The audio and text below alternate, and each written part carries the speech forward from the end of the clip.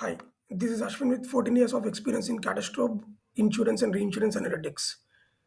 Today's topic of discussion is retroactive reinsurance. So, we will discuss what retroactive transactions are, what are its types, what are the examples of retroactive transactions, and finally, we will also discuss when compared to prospective reinsurance, how different is retroactive reinsurance. So, let's get the PPT. What are retroactive transactions? So, contracts that provide indemnification for losses with respect to past events. Notice the wording past events. So, retroactive reinsurance are for past events whose claims are active as part of long tail insurance transactions.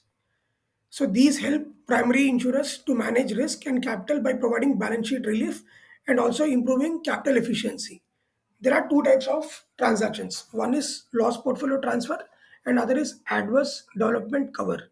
Let's look at these in greater detail and also look at the difference when compared to prospective transactions. Let's look at what is prospective reinsurance, its characteristics, and how it differs from retroactive transactions. In prospective, we perform catastrophe and actuarial modeling for stochastic events that may occur in future, thereby a reinsurer protecting ceding entity for claims which may occur in future.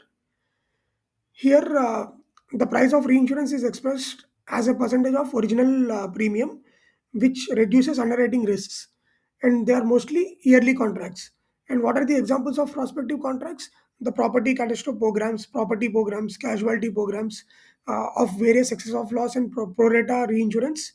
Yearly contracts are part of prospective contracts. What are its differences with respect to retroactive reinsurance?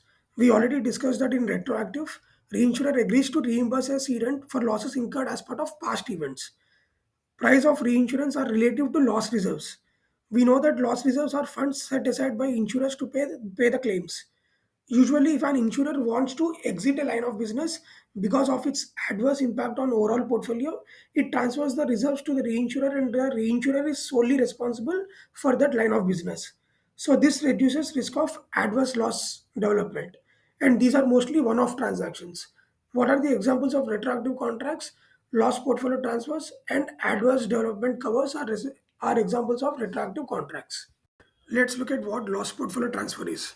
In an LPT, insurer cedes policies that have already incurred losses to a reinsurer. Reinsurer accepts an insurer's existing open and future claims of past events through the transfer of insurer's loss reserves. So there will be two parties in an LPT transaction. One, the insurer ceding the risk by transferring loss reserves. This helps in removing liabilities from the balance sheet and also transfers the risk.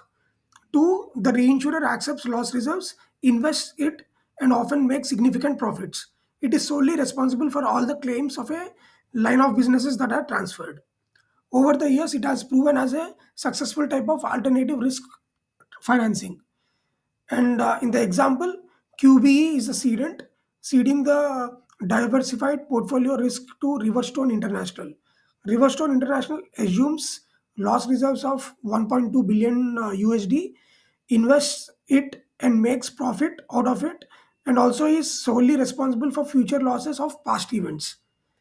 And there are many types of reinsurance organizations participating in loss portfolio transfers.